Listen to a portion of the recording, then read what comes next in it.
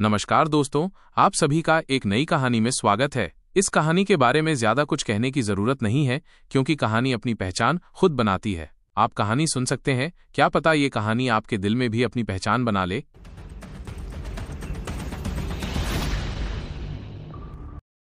आदर्श को जल्दी से अपनी मेंटल स्टेट और अपनी आईज को कंसंट्रेट करते देख ज्योति ने सेटिस्फैक्शन से सिर हिलाया और फिर उसने फिर से अटैक किया। उसकी स्पीड बिजली की तरह तेज थी। इस बार आदर्श ने उसे देख लिया। उसने ज्योति के पैरों के पास रखा पत्थर टूटते देखा। जब उसने अपनी आइस जैसी व्हाइट पाम उसके स्टमक तक फैलाई, वो ये भी बता सकता था कि ये posture dragon rip tiger bone fist की फियर्स टाइगर शैटर्स जेड थी, लेकिन फिर भी वो इससे बच नहीं सका। आदर्श के पास इससे बचने का कोई रास्ता नहीं था, नहीं अटैक को रोकने का टाइम। वो बस सबकॉन्शियसली अपने शरीर को झुकाकर अपनी मसल्स को कसकर अटैक को कम कर सकता था। स्टमक की मसल्स को कसने से अटैक के अगेंस्ट उसकी रेजिस्टेंस और भी स्ट्रांग हो गई। इसके बावजूद आदर्श पीछे की ओर उड़ गया और कुछ रॉक से टकरा गया। उसके गले से ब्लड की एक तेज वेव फूट पड़ी और उसने मुंह भर ब्लड थूक दिया। तेज, बहुत तेज। आदर्श ने अपने लिप्स से ब्लड पोंछा। सीरियस ज्योति कुछ दिन पहले वाली केयरलेस ज्योति से बिल्कुल डिफरेंट थी और वो अभी भी नश्वर रक्त के 4th स्टेज में खुद को दबा रही थी। 4th स्टेज के कंपैरिजन में 5th स्टेज के मॉर्टल ब्लड में इतना बड़ा डिफरेंस कैसे हो सकता है? ज्योति की रिएक्शन ने आदर्श के डाउट्स को क्लियर कर दिया था। हाँ, हर कोई जो नश्वर रक्त के 5th स्टेज पर है डिफरेंट है। यहां तक कि नश्वर रक्त के 4th स्टेज तक उसकी पावर को दबाकर भी उसका 4th स्टेज एक बिल्कुल डिफरेंट कॉन्सेप्ट था। मैं समझता हूं, अपना शॉट लो। आदर्श जानता था कि उसकी स्ट्रेंथ ज्योति से कम है, पर फिर भी एक एक्सपर्ट को यह जानना इंपॉर्टेंट है कि हिट देने से पहले हिट को कैसे रिसीव किया जाए। अगर उसे बीट नहीं किया गया तो वो फाइट एक्सपीरियंस कैसे गेन करेगा। पर भले ही उसके साथ मिसबिहेव किया जा रहा था, आदर्श एक क्रशिंग डिफीट नहीं चाहता था। उसे कम से कम अपना कुछ प्राइड वापस पाने की जरूरत थी। ज्योति ने आदर्श को पहले भी कई बार उड़ा दिया था। इस बार उसे जंगल में उड़ा दिया गया, जिससे कई पेड़ों की ब्रांचेस टूट गईं। ज्योति और आदर्श दोनों के अपने अपने गोल्स थे। ज्योति अपनी मेरिडियंस के एक्टिवेट होने का रीजन ढूंढ रही थी, जबकि आदर्श पावरफुल बनना चाहता था। मैं इससे बच नहीं सकता, मैं अब भी नहीं बच सकता। उसकी स्पीड मेरे लिए बहुत तेज है और मैं मुश्किल से उसकी स्पीड के साथ चल पा रहा हूं। मुझे बस एक ब्लर इमेज दिखाई देती है और जिस मोमेंट मेरा शरीर रिएक्शन देना चाहता है, मैं पहले ही इंजर्ड हो चुका होता हूं। ज्योति के स्ट्राइक सही जगह पर थे। हालांकि इससे आदर्श के शरीर में पेन हुआ, पर उसके द्वारा भेजी गई पावर से सिर्फ उसकी मसल्स और बोन्स पर ही असर पड़ा। इस टाइप के अटैक से न केवल आदर्श को कोई डैमेज नहीं होगा, बल्कि आदर्श का शरीर और भी ज्यादा प्यूरिफाई हो जाएगा। ज्योति यही चाहती थी, क्योंकि वो उस पर कोई फेवर नहीं करना चाहती थी। वो आदर्श के साथ अपनी यिन मेरिडियन के लिए लड़ रही थी।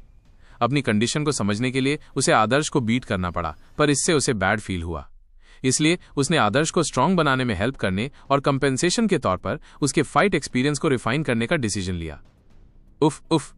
आदर्श ग्राउंड पर हाफ स्क्वेटिंग पोजीशन में था और दोनों हैंड्स एक रॉक पर रखे हुए डीप ब्रीदिंग ले रहा था। उसकी पोस्चर से वो ओयांग फेंग द्वारा प्रैक्टिस किए जाने वाले टोड स्किल जैसा लग रहा था। आदर्श इस पोजीशन में था क्योंकि वो ऐसा करने से खुद को रोक नहीं सकता था। हाफ स्क्वाटिंग का बेनिफिट ये था कि वो तेजी से पावर लगा सकता था और बिना लेग्स मोड़े वो फॉरवर्ड अटैक कर सकता था। साथ ही अपने शरीर को छोटा करके उसने स्ट्राइक करने के लिए सरफेस एरिया कम कर दिया। ज्योति के अटैक के टाइम उसे डिफेंस के लिए कम जगह मिलती थी। मैं उसकी एक्टिविटीज मुश्किल से देख पा रहा हूं, पर मैं उनसे बच नहीं सकता। मेरे बॉडी की स्पीड स्लो है और मैं उसके साथ सिंक नहीं कर पा रहा हूं। मैं इससे कैसे डील करूं? उनकी स्लो बॉडी एक्टिविटीज पर कंट्रोल पाना एक इम्पॉसिबल टास्क जैसा लग रहा था। अचानक आदर्श के फेस पर एक शाइन सी आ गई। ठीक है, पहले जब मैं उसकी एक्टिविटीज से बचता था तो मैं अपना पूरा शरीर हिला देता था, इसलिए मैं नेचुरली स्लो हो जाता था। जब ज्योति ने पाम से स्ट्राइक किया तो आदर्श पूरी तरह से इससे बचने के लिए एक तरफ जंप करने के बारे में सोच रहा था, पर वो ऐसा नहीं कर सका। किसी पर्सन के बॉडी के रेस्ट से मोशन की ओर बढ़ने का एक प्रोसेस था। अगर वो एक स्टेप बैक लेता तो उसे बचने के लिए अपना पूरा शरीर हिलाने की जरूरत नहीं होती। अगर वो अपने बॉडी की पोजीशन चेंज कर लेता तो स्मॉल एक्टिविटी से भी वो पाम से बच सकता था। इस प्रकार आदर्श का ग्रेविटी सेंटर चेंज नहीं होगा, एकमात्र चेंज उसके स्टांस में होगा, जिससे उसका डिफेंस नेचुरली फास्ट हो जाएगा। ये समझने पर आदर्श को अपने माइंड में एक्स्ट्रा ऑर्डिनरी क्लैरिटी फील हुई और ऐसा लगा जैसे उसका बॉडी एनर्जी से भर गया हो। ज्योति के एंकल को स्लोली हिलते हुए देखकर आदर्श को पता चल गया कि ज्योति अटैक करने वाली है। ज्योति हमेशा अटैक करने से पहले एक स्मॉल एक्टिविटी करती थी। दरअसल वो ऐसा बिल्कुल नहीं कर सकती थी, पर उसने आदर्श को अलर्ट करने के लिए ऐसा किया। आदर्श को लगा जैसे उसके माइंड में अनप्रेसिडेंटेड क्लैरिटी आ गई हो। उसकी नजर ज्योति की हर एक्टिविटी पर टिकी थी, यहां तक कि रात की हवा भी उसे ज्योति के बारे में हिंट्स दे रही थी।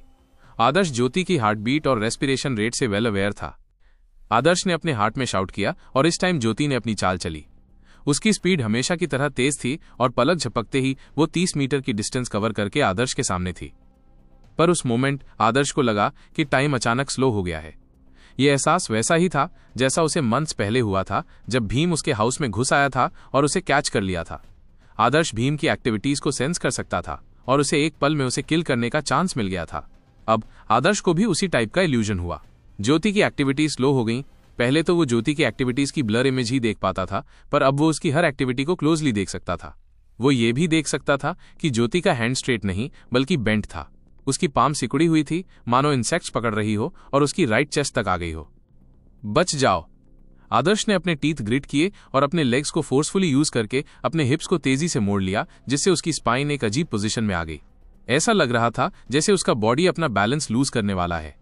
आदर्श की राइट चेस्ट, जिस पर ज्योति निशाना साध रहा था, तेजी से पीछे की ओर चली गई, जबकि आदर्श का लेफ्ट हैंड फिस्ट बनाते हुए फॉरवर्ड बढ़ गया। अपने बॉडी को ऑलमोस्ट बैलेंस लूज करने की पोजीशन तक बेंड करके आदर्श ज्योति के स्ट्राइक से बचने में सक्सेसफुल रहा। पंच की रिएक्शन से आदर्श की चेस्ट पर से शर्ट फट गई। उसकी चेस्ट पेन से बर्न होने लगी। ज्योति के अटैक से बचने के बाद भी यह अभी भी इतना पेनफुल था। इस लिटिल गर्ल ने डेफिनेटली अपनी मिस्टेक नहीं मानी। आदर्श ने अपने हार्ट में फ्रस्ट्रेशन फील किया। ज्योति ने फाइट स्टार्ट होने से पहले जो कहा था वो उसे क्लियरली समझ आ गया था। लास्ट फाइट में मैं सीरियस नहीं थी। रिप्लाई ना देना रूडनेस थी। आदर्श पूरी नाइट अटैक्स फेस करता रहा था और फाइनली ज्योति के अटैक से बचने में सक्सेसफुल रहा था। वो काउंटर अटैक का चांस कैसे मिस कर सकता था? इससे पहले कि उसका बॉडी अपना बैलेंस लूज कर देता, उसने ज्योति के स्टमक पर एक लेफ्ट पंच मारा। इस टाइम आदर्श का बॉडी ज्योति के बॉडी के बहुत क्लोज था, इतना क्लोज कि वो ज्योति की फ्रेग्रेंस स्मेल कर सकता था। इस स्ट्राइक का एंगल एक्सट्रीमली डिफिकल्ट था क्योंकि ये ज्योति के बॉडी के बहुत क्लोज लगा था। आदर्श के बॉडी से एक साउंड निकली। ये उसकी टेंडेंस के टाइटन होने की साउंड थी। Adarsh dragon rip tiger bone fist में इस हद तक मास्टरी कर गया था कि उसकी हर फिस्ट में नेचुरली उसकी टेंडेंस की पावर इंक्लूड होती थी। हिट, वो ऑलमोस्ट उसे हिट करने ही वाला था। आदर्श का हार्ट तेज तेज बीट कर रहा था, पर इस टाइम आदर्श की तुलना में जो एक्सट्रीमली कंसंट्रेटेड था, ज्योति एक टेम्पररी इनअटेंटिव स्टेट में एंटर कर गया था। जिस मोमेंट उसकी पाम आदर्श के चेस्ट से टच हुई, ज्योति को कोल्डनेस का एक लाइट फ्लैश फील हुआ। ये कोल्डनेस उसकी मेरिडियन ट्यूब्स में ऐसे एब्जॉर्ब हो गई थी मानो किसी ड्राई वेल में वाटर की एक ड्रॉप गिरी हो। हालांकि ये इंस्टेंटली डिसअपियर हो गई, पर यह एहसास ज्योति की कंसंट्रेशन ब्रेक करने के लिए इनफ था। क्या ये फिर से वही एहसास है? उस पल ज्योति को फिर से वही रहस्यमयी फीलिंग हुई। उसे लगा जैसे उसका शरीर जलने लगा है। आदर्श का मुक्का उसके पेट पर लग चुका था। ओह! ज्योति का शरीर तेजी से पीछे की ओर मुड़ गया। उसकी पीछे हटने की गति आदर्श के मुक्के से भी तेज थी। यद्यपि आदर्श उसके ध्यान भटकने के कारण उसके शरीर से संपर्क बनाने में कामयाब हो गया था, लेकिन जब वो होश में आई तो आदर्श उसकी गति के साथ तालमेल नहीं रख सका। आदर्श का मुक्का ज्योति के शरीर पर साफ तौर पर लगा था, लेकिन उसके तेजी से पीछे हटने की वजह से उसे पूरी ताकत नहीं लगी थी। आदर्श को ऐसा लगा जैसे उसने रुई के गोले पर मुक्का मारा हो। आदर्श ने अपनी भूमें ऊपर उठाई। उसे पूरी रात पीटा गया था और आखिरकार उसने ज्योति को एक बार मारा, लेकिन ज्योति इतनी जल्दी पीछे हट गई थी मानो उसने उसे कभी मारा ही ना हो। आदर्श इसे बर्दाश्त नहीं कर सका। वो ज्योति को पूरी तरह पीछे हटने नहीं देना चाहता था, इसलिए उसने अपनी मुट्ठियों को पंजे की तरह बनाते हुए आगे की ओर खुजाया। ये बाघ के पंजे चट्टानों पर प्रहार की मुद्रा थी। जब आदर्श ने ये चाल चली तो स्वर्ग पृथ्वी युआन क्यूई से प्रकट हुई एक बाघ की प्रेत छवि उसके पीछे बन गई थी। गर्जन! बाघ दहाड़ते हुए ज्योति की ओर झपटा। उस पल ज्योति को बाघ से आने वाली हवा का एहसास भी हुआ। यह एहसास ऐसा था मानो कोई असली एनिमल उसकी ओर झपट रहा हो। बाघ की प्रेत छवि देखकर ज्योति हैरान रह गई। इस हैरानी ने उसके कदम थोड़े धीमे कर दिए थे। आदर्श ने रिबन को अपनी कमर से पकड़ लिया। बाघ की प्रेत छवि ज्योति के सामने फट गई। उसी समय एक फटी हुई आवाज के साथ जैसे ही उसने अटैक करने और बचाव करने की कोशिश की, ज्योति की कमर का रिबन फट गया। ज्योति की प्रतिक्रियाएं बेहद तेज थीं। एक तेज घुमाव के साथ वो युआन क्यूई से ढक गई और एक चीड़ के पेड़ तक उड़ गई। जहां तक उस रिबन की बात है, वो आदर्श के हाथों में छोड़ दिया गया। आदर्श ठिठक गया। ज्योति ने गुस्से से आदर्श को देखा। आदर्श ने उसके हाथ में रिबन और चीड़ के पेड़ पर खड़े ज्योति को देखा। स्थिति जल्द ही अजीब हो गई। वास्तव में रिबन का फट जाना कोई बड़ी बात नहीं थी, लेकिन चूंकि रिबन ज्योति की कमर पर था, इसलिए आदर्श को अजीब लगा। मैंने ये जानबूझकर नहीं किया। इसके अलावा आदर्श ने मासूमियत से अपनी दाहिनी छाती की ओर इशारा किया, जो ज्योति की हथेली से उत्पन्न हवा से फट गई थी। आदर्श का मतलब साफ था, तुमने मेरे कपड़े फाड़ दिए और मेरी त्वचा भी दिखा दी, जबकि मैंने तो बस तुम्हारा एक पट्टा खींचा था। बेशक ज्योति के कपड़ों की तुलना में आदर्श के कपड़े बदसूरत थे, ज्योति को न तो रोना आता था और न ही हंसना, लेकिन उसने आगे कुछ नहीं कहा। उसकी नजर में आदर्श बस एक बच्चा था। 12 साल के बच्चे का स्वाभाविक रूप से कोई बुरा इरादा नहीं हो सकता। हालांकि आदर्श उसकी पट्टी फाड़ पाया, इसका कारण उसका ध्यान भटकना था, फिर भी ये इंप्रेसिव था। ऐसा इसलिए था क्योंकि आदर्श उसकी हथेली के वार से बचने में कामयाब रहा था। ज्योति को सरप्राइज हुआ कि आदर्श सिर्फ एक दिन की लड़ाई से इतनी जल्दी प्रगति कर सकता है। उसने आदर्श को उसकी गतिविधियों के बारे में कभी कोई संकेत नहीं दिया और आदर्श ने उन सभी को स्वयं ही समझ लिया। आदर्श का अपनी हथेली से बच निकलना सुनने में आसान लग सकता है, लेकिन व्यवहार में ऐसा करना मुश्किल था। इसका एक खास नाम था सूक्ष्म सूक्ष्मता। दुश्मन के अटैक से बचने के लिए छोटी छोटी चालों का इस्तेमाल करके कोई अपनी चाल में आने वाली खामियों को काफी हद तक कम कर सकता था। इससे दुश्मन के करीब रहकर और जब दुश्मन की चाल लगभग पूरी हो जाए तो पलटवार भी किया जा सकता था। 12 साल की उम्र में ऐसा कर पाने के लिए आदर्श को एक प्रतिभाशाली व्यक्ति माना जाएगा। बेशक प्रतिभा के संदर्भ में यह केवल उसकी ग्रहणशीलता और उसके शरीर के समन्वय को दर्शाता है। अलावा जिस बात ने ज्योति को सबसे अधिक चिंतित किया वो थी उस समय उसकी मेरिडियन चैनलों के भीतर अजीब प्रतिक्रिया। इस दुनिया में यिन मेरिडियन के साथ बहुत कम लोग पैदा होते हैं। यिन मेरिडियन वाले लोगों को एक घातक बीमारी माना जाता था, इसलिए ये लोग ज्यादा समय तक जीवित नहीं रह पाते थे। इस बीमारी से ग्रस्त आम लोग आमतौर पर 20 साल की उम्र के आसपास मर जाते थे। यहां तक कि एक वैवाहिक परिवार में भी बहुत कम परिवार इस घातक बीमारी से ग्रस्त व्यक्ति के पालन पोषण के लिए आवश्यक संसाधन खर्च करते थे। तो यिन मेरिडियन के बहुत कम रिकॉर्ड थे, बस कुछ ही रिकॉर्ड थे जिनमें कुछ इस तरह लिखा था, यिन मेरिडियन समाप्त हो चुकी मेरिडियन है जिनका कोई इलाज नहीं है, मार्शल आर्ट सीखने का कोई मौका नहीं है। ज्योति अपनी यिन मेरिडियन को खोलने का तरीका खोज रही थी। अब यद्यपि आदर्श का शरीर ज्योति के लिए एक रहस्यमय फेनोमेनन बन गया था, लेकिन वो नहीं जानती थी कि इसका क्या मतलब है। आदर्श, ज्योति ने धीरे से कहा। हाँ बहन देवी, आपके पास क्या आदेश है? आदर्श बहुत आज्ञाकारी लग रहा था और उसकी बातें कानों को मीठी लग रही थीं। ज्योति देवदार के पेड़ से नीचे उतरा। तुमने जो चाल टाइगर क्लॉ स्माइट रॉक्स का इस्तेमाल किया उससे तुम्हारे पीछे स्वर्ग पृथ्वी युआन क्यूई से एक बाघ की प्रेत छवि बन गई। क्या तुमने उस पर ध्यान दिया? स्वर्ग पृथ्वी युआन क्यूई से गठित एक बाघ प्रेत छवि? आदर्श ने अपना सिर हिलाया।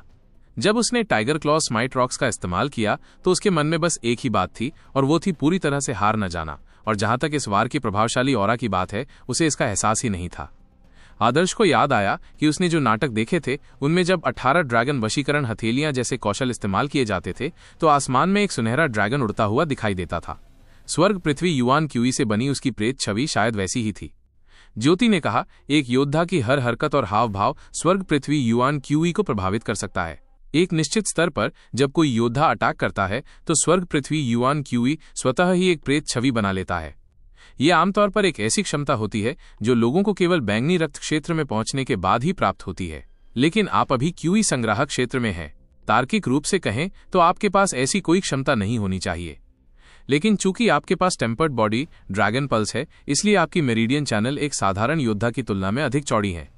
ये बैंगनी रक्त क्षेत्र के मध्य चरणों में एक योद्धा की तुलना में अधिक चौड़ी हो सकती है, इसलिए आप स्वर्ग पृथ्वी युआन क्यूई से बनी एक प्रेत छवि को पंच कर सकते हैं।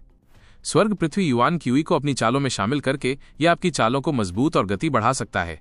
इसके अलावा मेरे हथेली के प्रहार से बचने के लिए आपने जो चाल चली वो सूक्ष्म सूक्ष्मता नामक चाल तकनीक का प्रारंभिक चरण है। दुश्मन के अटैक से बचने के लिए सबसे छोटी क्रियाओं का उपयोग करना, इसे सूक्ष्म सूक्ष्मता के रूप में जाना जाता है। प्रारंभिक चरण के बाद ये सूक्ष्म सूक्ष्मता तकनीक छोटी सफलता के चरण के रूप में जानी जाती है, जो बचने में सहायता के लिए प्रतिद्वंद्वी की शक्ति उधार ले सकती है। अगर मैं और भी कुछ कहूं तो भी आपके लिए इसे समझना मुश्किल होगा। सब कुछ आपके अपने ज्ञान पर निर्भर करेगा। क्यों संग्राहक क्षेत्र में ये दो चीजें कर पाना काफी इंप्रेसिव है। इसके अद्भुत रूप को समझने के लिए आपको धीरे धीरे इसे और निखारना होगा। ज्योति की तारीफ सुनकर आदर्श ने अपना सिर खुजलाया। स्वर्ग पृथ्वी युआन क्यू प्रेत छवि, सूक्ष्म सूक्ष्मता गति। आदर्श को इस बारे में कुछ भी पता नहीं था, लेकिन ज्योति द्वारा रिवील किए जाने के बाद उसने उससे बहुत कुछ सीखा था। कम से कम थोड़े समय के लिए उसका एक गोल था, दोनों तकनीकों पर गहन चिंतन करना। जहां तक सूक्ष्म सूक्ष्मता की छोटी सी सफलता की बात है, बल का प्रयोग करके बचने की बात है, ये चीजें जो उसे बहुत रहस्यमय लग रही थीं, उन्हें नजरअंदाज कर दिया गया। आदर्श, ज्योति ने फिर से अपना मुंह खोला। हाँ बहन देवी, क्या बात है? आदर्श ने देखा कि ज्योति के मन में कुछ था, लेकिन वो उसे कहने में झिझक रही थी। ज्योति ने आदर्श की हथेली को देखते हुए अपने होंठ काट लिए। दोनों बार उसे ये अजीब घटना तब महसूस हुई जब उसने आदर्श के शरीर को छुआ था। युद्ध के दौरान आदर्श के शरीर से उनका संपर्क क्षणिक था, लेकिन अगर वे लंबे समय तक संपर्क में रहे तो क्या होगा? क्या कुछ खास होगा? इस संभावना से अवगत ज्योति इसे सत्यापित करने के बारे में सोचने से खुद को नहीं रोक सकी। लेकिन किसी और के शरीर को छूना अजीब था, और अगर वो ऐसा करने की गुजारिश करती तो भी लोगों को अजीब लग सकता था। वो तो बस एक बच्चा है, सब ठीक हो जाएगा, ज्योति ने खुद से कहा और आदर्श को अपने पास बुलाया। कारण न जानते हुए आदर्श आज्ञाकारी रूप से ज्योति के सामने गया। वो नहीं जानती थी कि ज्योति क्या चाहता था, लेकिन ज्योति के अगले शब्दों ने उसे अचंभा कर दिया। क्या मैं आपका हाथ छू सकता हूं? ज्योति कोई भी व्यंजनापूर्ण अभिव्यक्ति नहीं सोच सकी और उन्होंने सीधे बात करने का डिसीजन लिया। आदर्श के पास प्रतिक्रिया देने का समय नहीं था, क्योंकि उसका अनुरोध बेहद अजीब था। तुम मेरे साथ क्या करना चाहते हो? इन शब्दों के साथ ज्योति का गला रुंध गया। 12 साल का बच्चा अक्सर उलझन में रहता है। जब कोई बड़ी बहन ये शब्द कहती है तो बच्चा बिना जाने ही हाथ बढ़ा देता है कि वो क्या कह रहा है, लेकिन आदर्श के खंडन ने ज्योति को जमीन पर गिरा दिया। बस कुछ सत्यापित करना चाहती हूं। ज्योति को यह शब्द बोलने में परेशानी हो रही थी, क्योंकि यह शर्मनाक था। ओह, आदर्श उत्सुक था कि ज्योति क्या कंफर्म करना चाहती थी, लेकिन चूंकि उसने खुद को स्पष्ट नहीं किया था, इसलिए वो जानता था कि उसे कोई जवाब नहीं मिलेगा। वो महसूस कर सकता था कि ज्योति एक पवित्र और नेक लड़की थी। कोई भी महसूस कर सकता था कि ज्योति की साफ आंखों के बीच मासूमियत छिपी थी। आदर्श ने आज्ञाकारी होकर अपना हाथ बढ़ाया। आदर्श का हाथ देखकर ज्योति ने झिझकते हुए एक कदम आगे बढ़ाया और दूरी कम करते हुए कहा, अपनी हथेली ऊपर उठाओ। आदर्श ने उसका पीछा किया और आदर्श की हथेली को देखते ही ज्योति के गाल थोड़े लाल हो गए, क्योंकि वो आदर्श की हथेली से मिलने के लिए अपना हाथ बढ़ाने से पहले एक पल के लिए हिचकिचाई। चीड़ के पेड़ के नीचे वे एक दूसरे से 3 फुट की दूरी पर अपनी हथेलियों को आपस में बांधे खड़े थे। चमकते चांद के नीचे दोनों आकृतियों की परछाइयां आपस में मिल रही थीं। ऐसा मनोरम दृश्य मानो अनंत काल के लिए फ्रोजन हो गया हो। कितनी ठंड! आदर्श का पहला आइडिया यही था। हालांकि जब उसने ज्योति के साथ युद्ध किया था और उसके शरीर से संपर्क किया था, तो ऊर्जा की उपस्थिति के कारण आदर्श ज्योति के स्पर्श को कभी महसूस नहीं कर पाया था। लेकिन आज छूने पर वो ठंडा और मुलायम था, मानो किसी साफ पानी के कुंड का स्पर्श हो। इतनी ठंड क्यों है? दोनों की हथेलियां लगभग एक ही आकार की थीं और एकदम फिट थीं। ज्योति ने अपनी आंखें बंद कर लीं और उसकी पलकें थोड़ी कांपने लगीं, मानो वो आंखें बंद करके कुछ महसूस करने की उम्मीद कर रही हो। जैसे ही वो चुप रही, आदर्श भी चुप रहा। यह एहसास, ज्योति ने अपनी आंखें बंद कर लीं और अपनी मेरिडियंस में किसी भी बदलाव को देखने लगी। उसे एक अजीब सा एहसास हुआ कि उसके सामने खड़ा बच्चा तारों से भरे अंतहीन रात के आकाश जैसा था। उसके लिए तो ऐसा लग रहा था जैसे वो इस रात्रि आकाश में तैर रही हो और रात्रि आकाश के विशाल विस्तार का गहराई से एक्सपीरियंस कर रही हो। ये एक चमत्कारी एहसास था। हालांकि वो जानती थी कि ये एक इल्यूजन है, फिर भी ये बिल्कुल रियल लग रहा था। इस प्रकार ज्योति अपनी आंखें बीच में खोलने से खुद को रोक नहीं सकी। तारों की हल्की रोशनी में एक अपरिपक्व लेकिन आश्चर्यजनक रूप से सुंदर चेहरा उसके सामने रिवील हुआ। उसकी आंखें काली और चमकदार थीं, मानो दुनिया का सबसे शुद्ध काला रत्न हो, और इस काले रत्न का सामना करते हुए ज्योति स्पष्ट रूप से अपना रिफ्लेक्शन देख सकती थी। इस दृश्य ने किसी अज्ञात कारण से ज्योति पर गहरी छाप छोड़ी। वो अवचेतन रूप से कुछ कदम पीछे हट गई, मानो किसी चीज से डरी हो। नहीं, यद्यपि उस क्षण में ज्योति ने एक इल्यूजन का अनुभव किया था, वो फीलिंग जिसकी वो तलाश कर रही थी, वो चीज जिसने उसके मेरिडियन चैनलों को सक्रिय किया था, प्रकट नहीं हुई थी। ये एक ऐसी छाया के पीछे भागने जैसा था जिसका कोई ट्रेस नहीं मिल रहा था। ज्योति निराश हो गया, लेकिन अभी जो तारों से भरा इल्यूजन था वो क्या था? ज्योति कुछ देर हिचकिचाई, फिर आदर्श से फिर से हाथ मिलाए। एक बार फिर कुछ भी नहीं था। उसे अपनी मेरिडियंस में कुछ भी महसूस नहीं हुआ, न ही उसे तारों से भरे आकाश का इल्यूजन हुआ। उसने ऊपर देखा तो चांद आसमान में ऐसे लटका हुआ था जैसे कुछ भी नहीं बदला हो। ज्योति ने आह भरी, क्या वो अपनी खोज में फेल हो गई थी? लेकिन जब उसने इस बारे में सोचा तो उसे एहसास हुआ कि इसमें निराश होने की कोई बात नहीं है। दरअसल ये नॉर्मल बात थी। वो अवचेतन रूप से कैसे मान सकती थी कि आदर्श जैसा बच्चा उसकी समाप्त हो चुकी मेरिडियंस को जोड़ सकता है? ये इम्पॉसिबल होगा। मैं कल रात इसी समय और इसी जगह पर तुम्हें ढूंढूंगा। ये शब्द कहकर ज्योति हवा के साथ उड़ गया। आदर्श अभी भी सवालों से घिरा हुआ था। उसे समझ नहीं आ रहा था कि ज्योति ने उससे लड़ाई के लिए क्यों संपर्क किया था, लेकिन उसे कोई चिंता नहीं थी, क्योंकि ये उसके लिए बेनिफिशियल था और ये वो चीज थी जिसकी उसे चाहत थी। ज्योति के जाने के बाद आदर्श को जाने की कोई जल्दी नहीं थी। हालांकि रात काफी हो चुकी थी। उसने अभी अभी एक भयंकर एनिमल का अवशेष खाया था और उसका शरीर अभी भी ऊर्जा से भरपूर था, तो वो प्रशिक्षण के इस अनमोल अवसर को कैसे बर्बाद कर सकता था? वो तभी प्रशिक्षण ले सकता था जब उसके शरीर में ऊर्जा हो। ऊर्जा के बिना प्रशिक्षण इम्पॉसिबल था। मुकाबले के बाद आदर्श को कुछ ऐसी अंतर्दृष्टि मिली जिस पर उसे विचार करना था। सबसे पहले वो स्वर्ग पृथ्वी युआन क्यूई से बनी एक प्रेत छवि थी और दूसरी थी सूक्ष्मता गति तकनीक। मार्शल आर्ट के मार्ग पर प्रतिभा की तो जरूरत थी ही, उससे भी ज्यादा कड़ी मेहनत की।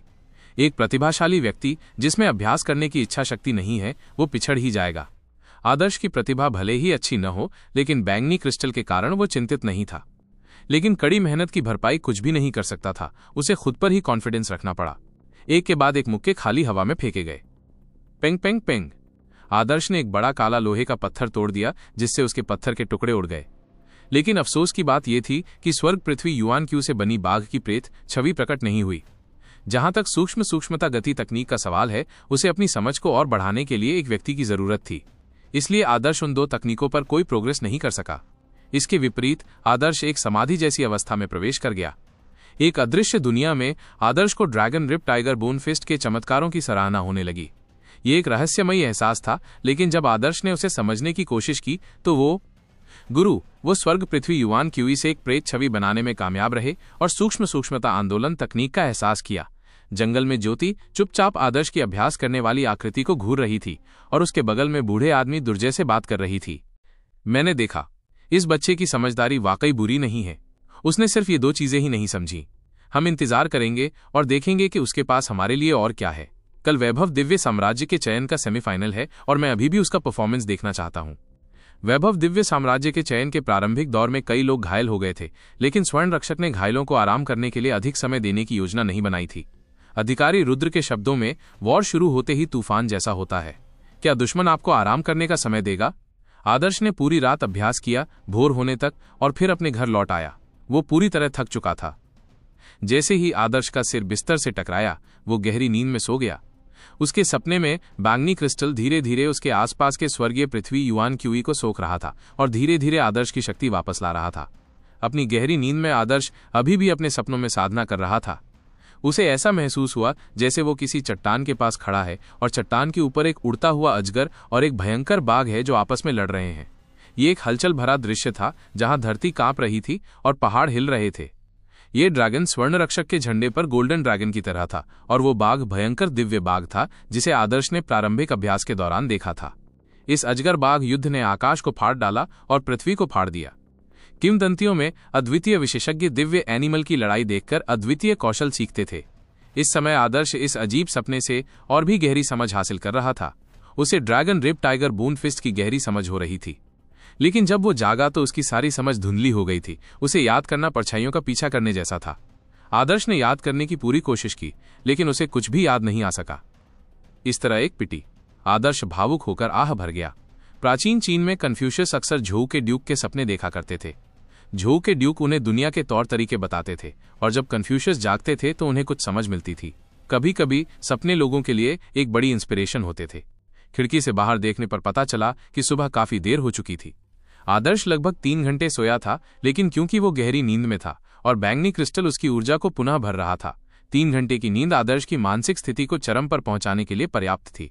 सेमीफाइनल में भाग लेने का समय आ गया है। आदर्श उछल पड़ा।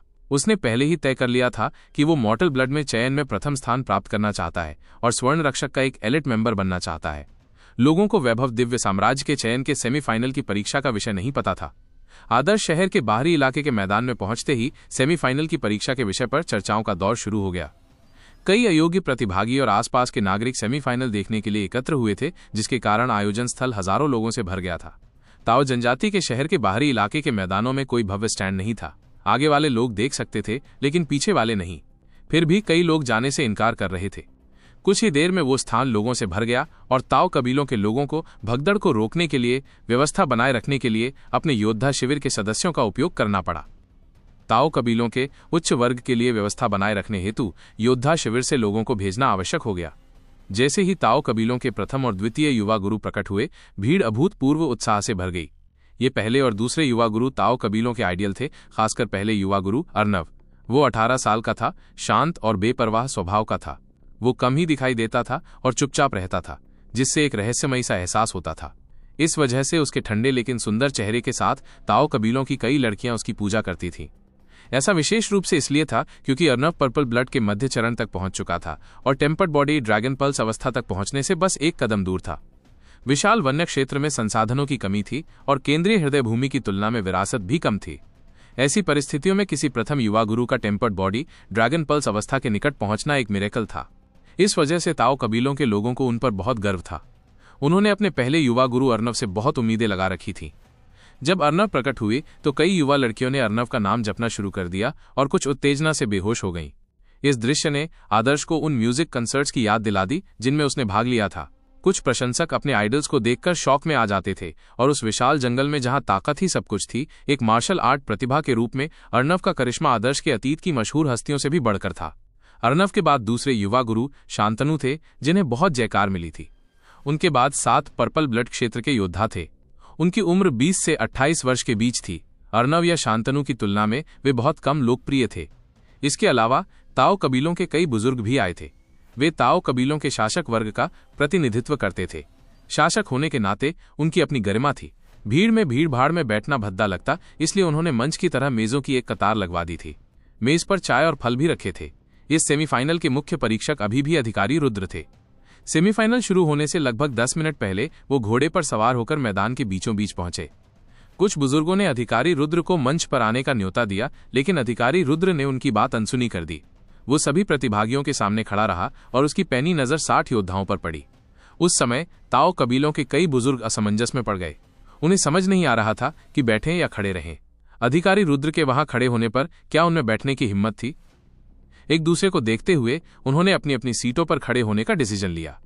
यह ऐसा था जैसे स्कूल के बच्चों को उनके शिक्षक अपनी सीटों पर खड़े रहने की सजा दे रहे हों। यह बेहद अजीब था। मॉर्टल ब्लड योद्धाओं और पर्पल ब्लड योद्धाओं को 2 ग्रुप्स में विभाजित किया गया। सेमीफाइनल में पर्पल ब्लड वॉरियर्स के लिए बस एक औपचारिकता निभाना था। अगर वे बहुत ज्यादा बुरे नहीं होते तो वे सभी पास हो जाते। लेकिन मॉर्टल ब्लड योद्धाओं के लिए यह बिल्कुल अलग था।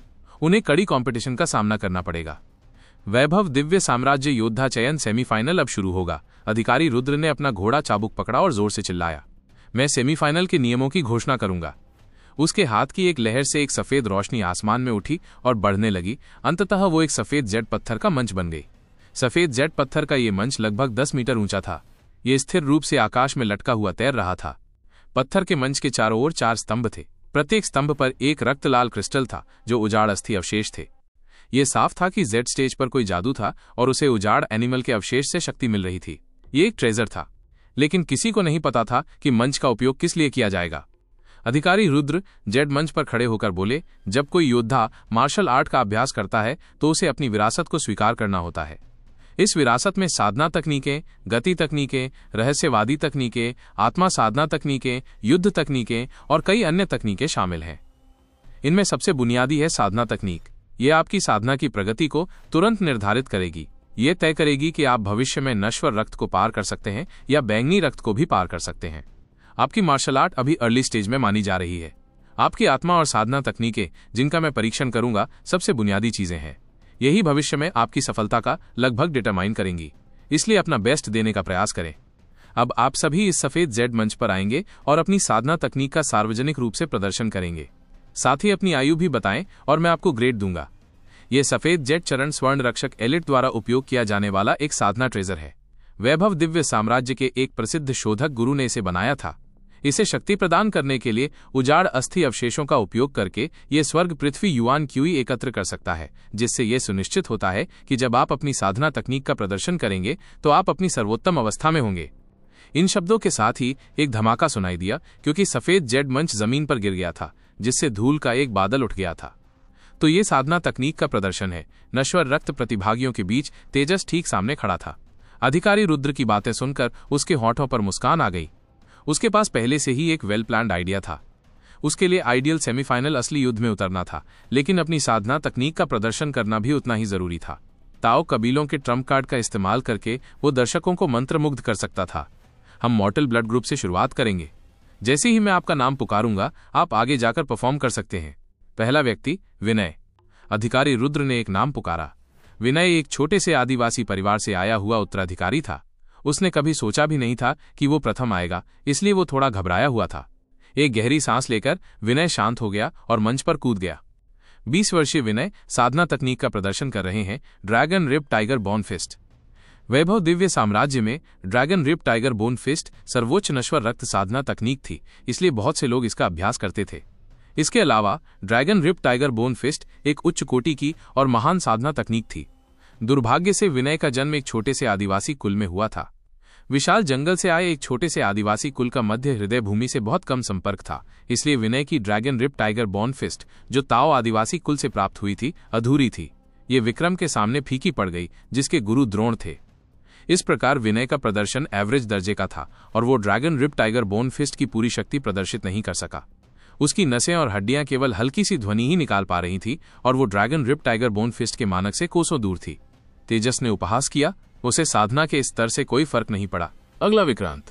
विनय के प्रदर्शन पर अधिकारी रुद्र की प्रतिक्रिया ब्लैंक थी, मानो उसने उसे देखा ही न हो। विनय के मंच से जाने के बाद अधिकारी रुद्र ने तुरंत दूसरा नाम चिल्लाया। विक्रांत ताओ कबीलों के एक कुलीन कबीले का सदस्य था। उसने भी dragon rip tiger bone fist का प्रदर्शन किया था, लेकिन विनय की तुलना में उसका dragon rip tiger bone fist कहीं ज्यादा भयंकर था, क्योंकि विक्रांत का एक ऐसा गुरु था जो पर्पल ब्लड डोमेन के शिखर पर था।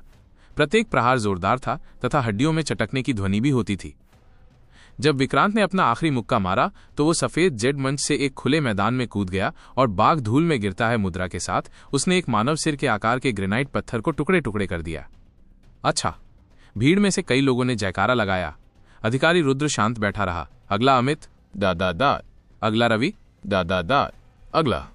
अधिकारी रुद्र ने बिना कोई भाव प्रकट किए लगभग 50 नश्वर रक्त योद्धाओं के नाम पुकारे। लगभग 4 घंटे बाद कमजोर योद्धाओं ने अपना प्रदर्शन समाप्त कर दिया और नश्वर रक्त योद्धाओं में से केवल सर्वश्रेष्ठ योद्धा ही बचे। इनमें तेजस और आदर्श भी शामिल थे। विक्रांत से प्रत्येक प्रदर्शनकारी अपनी साधना तकनीक का प्रदर्शन समाप्त करने के बाद सफेद जेड मंच से कूद जाता था। फिर वे कोई भी ऐसा पत्थर ढूंढ लेते जो उन्हें पसंद ना आता और उस पर मुक्का मारकर उसे चूर चूर कर देते। ये उनकी शक्ति का डिस्प्ले था। अखाड़े के चारों ओर हर तरह की चट्टानें थीं, सामान्य कठोरता वाले ग्रेनाइट से लेकर अत्यधिक कठोरता वाले काले लौह पत्थर तक। कमजोर लोग ग्रेनाइट की चट्टानें तोड़ देते थे, जबकि मजबूत लोग काले लोहे के पत्थर को चकनाचूर कर देते थे। ताओ कबीलों के कुछ कुलीन लोग 3 फीट चौड़े काले लोहे के पत्थर को एक सिंगल अटैक से तोड़ सकते थे।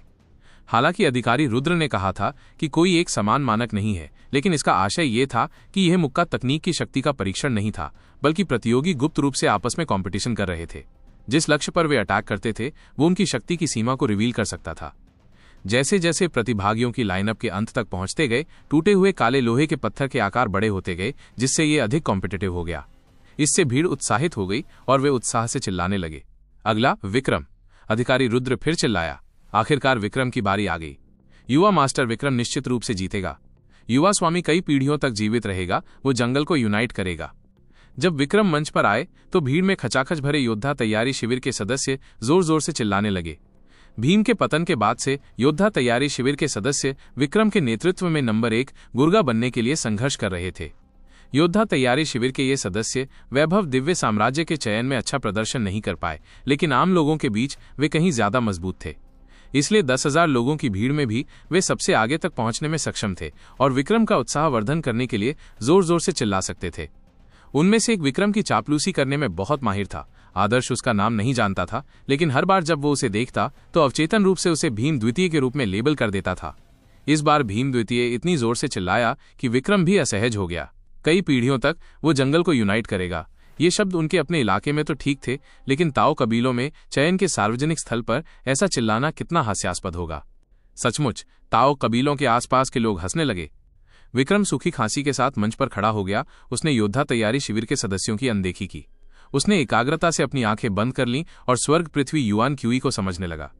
ये सफेद जेड मंच एक स्वर्ण रक्षक खजाना था, इसलिए सफेद जेड मंच पर अत्यंत घना स्वर्ग पृथ्वी युआन क्यूई था। ये बहुत अच्छा लगता है। विक्रम ने गहरी सांस ली और अपनी साधना तकनीक का प्रदर्शन करना शुरू कर दिया, जो निश्चित रूप से dragon rip tiger bone fist थी। ये कहना होगा कि विक्रम का dragon rip tiger bone fist असाधारण था। जब वो dragon rip tiger bone fist का प्रदर्शन करता था तो वो आसपास के स्वर्ग पृथ्वी युआन क्यूई को हिला देता था, जिससे एक अदृश्य वायु प्रवाह बनता था जो उन्हें सभी दिशाओं में उड़ा देता था। ये तब स्पष्ट हो गया जब एक एक्सपर्ट ने इसका प्रदर्शन किया। मंच के पास खड़े ताओ कबीलों के कई बुजुर्गों के चेहरों पर चिढ़ाने वाली मुस्कान थी, लेकिन जब उन्होंने ये देखा तो उन्होंने धीरे धीरे उसे अपने चेहरे से मिटा दिया। आखिरकार एक छोटे से आदिवासी कबीले में पले बढ़े विक्रम के लिए इस मुकाम तक पहुंचना एक प्रतिभा ही तो मानी जाएगी। विक्रम का dragon rip tiger bone fist एक पूर्ण संस्करण था। इससे पहले आदर्श भी द्रोण का शिष्य था, हालांकि उसने द्रोण से गुप्त रूप से सीखा था। कई बातें द्रोण ने सार्वजनिक रूप से नहीं सिखाई, बल्कि विक्रम को गुप्त रूप से सिखाई गईं। ऐसा इसलिए नहीं था कि द्रोण ने इसे गुप्त रखा था, बल्कि इसलिए कि अगर उसने इसे सिखाया भी होता तो भीम और उसके साथी इसे सीख नहीं पाते। लेकिन भले ही विक्रम ने dragon rip tiger bone fist का पूर्ण संस्करण प्रदर्शित करने में कामयाबी हासिल की, लेकिन आदर्श के लिए उसके प्रदर्शन में कई फ्लॉज थीं। आदर्श की dragon rip tiger bone fist ज्योति से आई थी। ये निश्चित रूप से एक पूर्ण संस्करण था और वैभव दिव्य साम्राज्य में dragon rip tiger bone fist का सबसे सच्चा संस्करण भी था। खींचे गए चित्र सामान्य रूप से अंकित संस्करणों की तुलना में अधिक रहस्यमयी थे। ज्योति की dragon rip tiger bone fist manual अमूल्य थी। मैनुअल में ज्योति की टिप्पणी का उल्लेख करने की आवश्यकता नहीं है। ज्योति एक बेहद गंभीर लड़की थी। Dragon rip tiger bone fist manual को पढ़कर उसने जो भी समझा था वो सब बारीकी से लिखा गया था। आदर्श को इससे बहुत फायदा हुआ क्योंकि ज्योति एक बिल्कुल अलग लेवल पर खड़ी थी।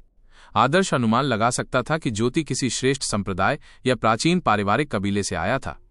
ज्योति की dragon rip tiger bone fist की समझ भी प्राचीन पारिवारिक कबीलों का गहन प्रतिनिधित्व करती थी। विशाल जंगल में बसी एक जनजाति की तुलना कैसे की जा सकती है? जैसे ही विक्रम ने dragon rip tiger bone fist का प्रदर्शन किया, आदर्श ने विक्रम की गतिविधियों में सभी फ्लॉज को ध्यान से गिनना शुरू कर दिया। यद्यपि विक्रम की हर हरकत कई लोगों की नजर में सही लगती थी, फिर भी आदर्श उनमें फ्लॉज ढूंढने में सक्षम था। इस बिंदु तक आदर्श पहले ही 28 दोष गिन चुका था। ये इमेजिन करना मुश्किल था कि विक्रम की तेज चाल के बावजूद आदर्श उसकी हर चाल में हर फ्लॉ को तेजी से पकड़ पा रहा था। ऐसा इसलिए भी था क्योंकि आदर्श और भी मजबूत होता जा रहा था और उसकी इंद्रियां भी तेज होती जा रही थीं।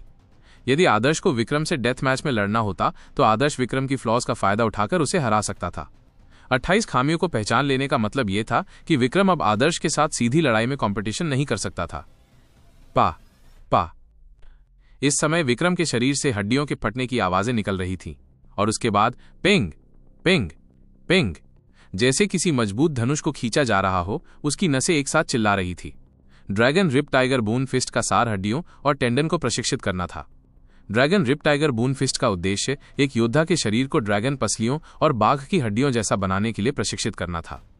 इसलिए हड्डियों और टेंडन्स का स्वस्थ होना dragon rip tiger bone fist में महारत हासिल करने का सबसे महत्वपूर्ण प्रतीक था। एक बड़ी चीख के साथ विक्रम सफेद जेड मंच से कूद गया और एक रोलर के आकार के काले लोहे के पत्थर से टकरा गया। एक झटके के साथ काला लौ पत्थर टूट गया। विक्रम की मुट्ठियां सुन्न थीं, लेकिन उसकी आंखें उत्साह से भरी थीं।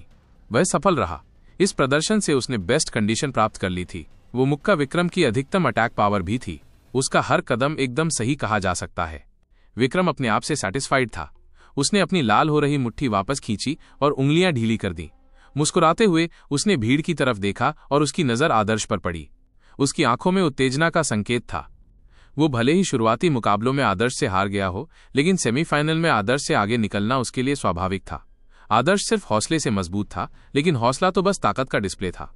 असली मुकाबले में असली हुनर और ताकत की जरूरत होती है। हालांकि सेमीफाइनल में ताकत की तुलना नहीं की गई थी, लेकिन खेती की तकनीकों की तुलना करने के लिए ये बहुत आगे नहीं था। विक्रम जानता था कि आदर्श की साधना तकनीक dragon rip tiger bone fist थी। हालांकि आदर्श के पास एक और एलिफेंट स्वैलोइंग टेक्निक थी, लेकिन एलिफेंट स्वैलोइंग टेक्निक एक रहस्यमयी तकनीक थी जो साधना में सहायक थी, लेकिन ये कोई साधना तकनीक नहीं थी। इसलिए आदर्श केवल dragon rip tiger bone fist का ही प्रदर्शन कर सकता था। इससे पहले हर कोई अपनी dragon rip tiger bone fist की ताकत का प्रदर्शन करता था और अपनी डिस्ट्रक्टिव पावर का परीक्षण करने के लिए काले लोहे के पत्थर के टुकड़े पर अटैक करता था। यदि आदर्श को अलग दिखना था, उस इम्पॉसिबल प्रथम स्थान को प्राप्त करना था, तो स्वाभाविक रूप से उसे अपनी मुट्ठी तकनीक की शक्ति का प्रदर्शन करना था। लेकिन आदर्श की मुट्ठी की तकनीक में कितनी डिस्ट्रक्टिव पावर हो सकती थी? क्या वो चेहरे के बेसिन के आकार के काले लोहे के पत्थर को भी चकनाचूर कर सकता था?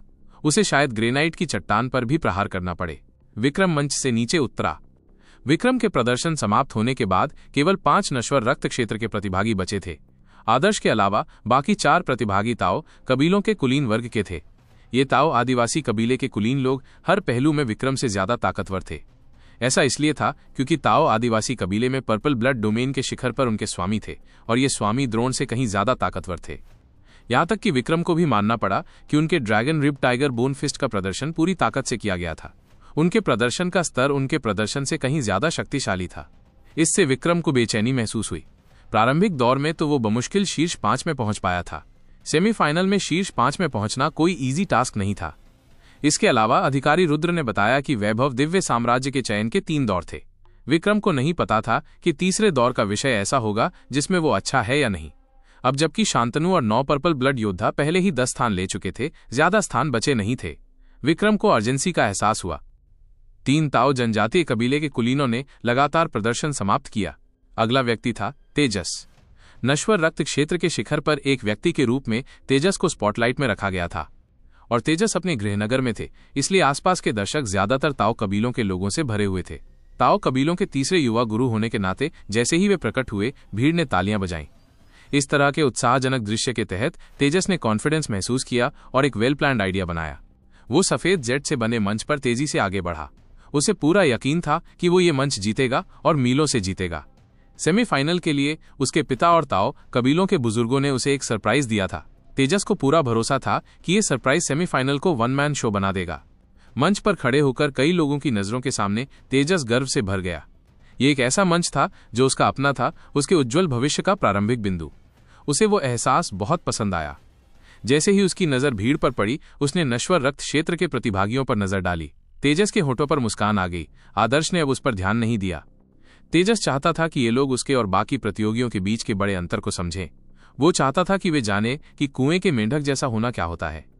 तेजस ने हाथ हिलाया और एक बुजुर्ग आगे आया। उसने दोनों हाथों से रेशम में लिपटी एक लंबी वस्तु पकड़ी और उसे तेजस की ओर बढ़ा दिया। ये एक तलवार थी। हथियार? लोग हैरान थे, क्योंकि अब तक किसी ने मंच पर हथियार का इस्तेमाल नहीं किया था। हथियारों से शुरुआत करना मुश्किल नहीं था। यहां तक कि भीम जैसा कोई भी व्यक्ति एक बड़ा चाकू उठाकर उसके साथ बड़े ही जोश से नाच सकता था। लेकिन एक असली योद्धा सिर्फ अपने हथियारों के साथ पोज नहीं देता, वो अपनी युद्ध कला को हथियार में समाहित कर देता है और हथियार को अपना हिस्सा बना लेता है। अधिकांश मुट्ठी या पैर के कौशल को प्रबंधित करना आसान था, जबकि कृपाण, तलवार या हालबर्ट जैसे हथियारों का उपयोग करना, जैसे कि वे एक अंग थे, आसान नहीं था। पर्पल ब्लड डोमेन से नीचे के योद्धा पर्पल ब्लड डोमेन में प्रवेश करने के लिए अपनी शक्ति जुटाते थे, इसलिए उन्हें अपने हथियार कौशल को विकसित करने के लिए एक्स्ट्रा एफर्ट नहीं करना पड़ता था। लेकिन आज सफेद जेट के मंच पर तेजस ने तलवार निकाली थी। जाहिर है, ये सिर्फ दिखावे के लिए नहीं, बल्कि अपनी असली कुशलता दिखाने के लिए भी था। तेजस तलवार का योद्धा था। 14 वर्ष की आयु में नश्वर रक्त क्षेत्र के शिखर पर तथा तलवार तकनीक में निपुण होने के कारण वो निस्संदेह एक साधना प्रतिभा थे। यहां तक कि अधिकारी रुद्र भी सरप्राइज रह गया, जिसने तेजस को तलवार के चारों ओर का कपड़ा खोलते हुए देखा। वो भी देखना चाहता था कि तेजस अपनी तलवार तकनीक में किस स्तर तक पहुंच गया है। जब कपड़ा पूरी तरह से हटा दिया गया तो लोगों को 2 फुट लंबी छोटी तलवार दिखाई दी। तलवार का मूठ अपरिष्कृत था, जबकि तलवार का ब्लेड पुराने सांप की खाल से ढका हुआ था। इस तलवार को देखकर मंच पर बैठे ताओ आदिवासी कबीले के बुजुर्ग गर्वित लेकिन कॉम्प्लिकेटेड लग रहे थे। ये तलवार उनके ताओ आदिवासी कबीले की पैतृक कलाकृति थी। ताओ आदिवासी कबीले की पैतृक कलाकृति तलवारों की एक जोड़ी थी, एक पुरुष और एक महिला तलवार। तेजस के हाथ में जो तलवार थी वो एक महिला तलवार थी। महाराज, आपने तेजस को पैतृक कलाकृति का उपयोग करने की अनुमति क्यों दी? क्या आपको डर नहीं है कि इसे दूसरे लोग हथिया लेंगे, जिससे हमारे ताओ कबीले पर विपत्ति आ जाएगी? ताओ जनजाति के कबीले की 2 पुश्तैनी कलाकृतियां ही उनकी पकड़ बनाए रखने का जरिया थीं। अतीत में जब उजाड़ एनिमल अटैक करते थे तो कबीले के सर्वोच्च पर्पल ब्लड डोमेन के योद्धा उजाड़ एनिमल से लड़ने के लिए पुश्तैनी कलाकृतियों का इस्तेमाल करते थे। इतना ही नहीं, तलवारों का ये जोड़ा क्यूई को संगठित करके व्यक्ति के शरीर को शुद्ध करने में भी सक्षम है। प्रशिक्षण के लिए नर और मादा दोनों तलवारों का उपयोग करके ये दोगुना आसान हो जाएगा। लेकिन आज एक वैभव दिव्य साम्राज्य के चयन के लिए ताओ जनजाति के बुजुर्गों ने तेजस को प्रदर्शन के लिए महिला पैतृक हथियार दिया। ये इनक्रेडिबल लग रहा था। ताओ जनजाति के कुल का मुखिया एक दुबला पतला व्यक्ति था। उसने सोचा, वैभव दिव्य साम्राज्य इतना विशाल है, क्या उन्हें हमारी 2 पुश्तैनी कलाकृतियों की परवाह होगी? हमारी पुश्तैनी कलाकृतियों को उजागर करने से परेशानी हो सकती है, लेकिन अगर हमने अपना राज छिपाए रखा और हमारे सामने आने वाली चैलेंजेस का सामना नहीं किया तो हमारा ताओ जनजाति कुल अंततः नष्ट हो जाएगा। अब समय आ गया है कि हम अपनी ताकत और नींव दिखाएं। इस राज्य का चयन अपनी ताकत दिखाने का सबसे अच्छा मौका है। हम हमेशा के लिए क्लाउड वाइल्डरनेस के इस बेचारे बंजर इलाके में नहीं रह सकते। हमें ये जगह छोड़कर अपना पारिवारिक कबीला बनाना होगा। वैभव दिव्य साम्राज्य में पारिवारिक कुल कोई छोटी बात नहीं थी। विक्रम जनजाति की तरह ताओ जनजाति को सिर्फ एक आदिवासी कबीले के रूप में जाना जाता था। एक परिवार और जनजातीय कबीले के बीच का अंतर राजधानी शहर के कुलीन वर्ग और गांव के रईस के बीच के अंतर जैसा था। ताओ जनजाति का कबीला बहुत लंबे समय से बादलों के जंगल में बसा हुआ था। उनकी एम्बिशन एक पारिवारिक कबीला स्थापित करने की थी और अपने हाथों से उसे धीरे धीरे विकसित करके उसे मजबूत बनाना था। वैभव दिव्य साम्राज्य के इतिहास में कई प्राचीन पारिवारिक कबीलों का निर्माण एक छोटे जनजातीय कबीले से हुआ था। कई परिवार कुल कई राजवंशों के बाद भी जीवित रहे हैं, यहां तक कि उनका इतिहास वैभव दिव्य साम्राज्य के शाही परिवार से भी अधिक पुराना है। ताओ जनजाति का कबीला पहले ही काफी एक्यूमुलेट कर लिया था। इस बार राज्य के चयन का उपयोग करके वे अपनी ताकत दिखा सकते हैं, और शांतनु भाग्यशाली थे। उन्हें ताओ जनजाति के कबीले के नश्वर रक्त क्षेत्र के पोस्टर चाइल्ड के रूप में चुना गया। लॉर्ड अधिकारी रुद्र, मैं स्वर्ग की 9 रहस्यमय तलवारें का प्रदर्शन करूंगा। स्वर्ग की 9 रहस्यमय तलवारें? आम लोगों ने ऐसी साधना तकनीक के बारे में कभी नहीं सुना था, लेकिन विक्रम जैसे व्यक्ति के लिए जिसे मार्शल आर्ट का एक्सपीरियंस था, वो जानता था कि स्वर्ग की 9 रहस्यमय तलवारें क्या थीं। ये एक ऐसी साधना तकनीक थी जिसमें पूरे शरीर के मस्कुलोस्केलेटल सिस्टम को विकसित करने के लिए 9 तलवार चालों का इस्तेमाल किया जाता था। ये dragon rip tiger bone fist जैसा ही काम करती थी, बस एक अलग मेथड से। ये dragon rip tiger bone fist का पूरक भी थी और इसके विपरीत भी। चूंकि तेजस ने स्वर्ग की 9 रहस्यमय तलवारें सीखी थी, इसलिए स्वाभाविक रूप से उन्होंने dragon rip tiger bone fist भी सीखी होगी। उन्होंने व्यक्तिगत रूप से 2 साधना तकनीकें सीखी। यह सुनकर विक्रम भावुक हो गया। ताओ जनजाति जैसा इतना बड़ा कबीला अलग था, यही तो विरासत का अंतर था। आपको ये जान लेना चाहिए कि स्वर्ग की 9 रहस्यमयी तलवारें का व्यापक प्रचार प्रसार नहीं था। कुछ ग्रुप्स ने इसे छिपा रखा था, इसलिए इसकी मैनुअल प्राप्त करना आसान नहीं था। स्वर्ग की 9 रहस्यमयी तलवारें सीखने के लिए तलवार का इस्तेमाल करना पड़ता था, जिससे इसे सीखना और भी मुश्किल हो जाता था। ताओ जनजाति के कबीले के पास अपनी पुश्तैनी कलाकृतियां थीं, स्त्री सदृश पुरुष तलवारें। ये दोनों तलवारें अपने प्रयोगकर्ताओं को एक रहस्यमयी एनर्जी प्रदान कर सकती थीं। स्वर्ग की 9 रहस्यमयी तलवारों की साधना तकनीक के साथ मिलकर ये प्रयोगकर्ताओं को इनक्रेडिबल पावर प्रदान करती थीं, जिससे योद्धा अपनी साधना में सफलतापूर्वक आगे बढ़ पाते थे। ये ताओ जनजाति के कबीले का असली सीक्रेट था, और यही कारण था कि वे हजारों वर्षों तक विशाल जंगल में अपनी जमीन पर डटे रहे, और ये रहस्य लंबे समय से पूरी तरह से कॉन्फिडेंशियल रखा गया था। लेकिन आज ताओ जनजाति के बुजुर्गों ने डिसाइड किया कि उन्होंने काफी कुछ एक्यूमुलेट कर लिया है। अब अपनी ताकत दिखाने और अपने विकास और वृद्धि की शुरुआत करने का समय आ गया है।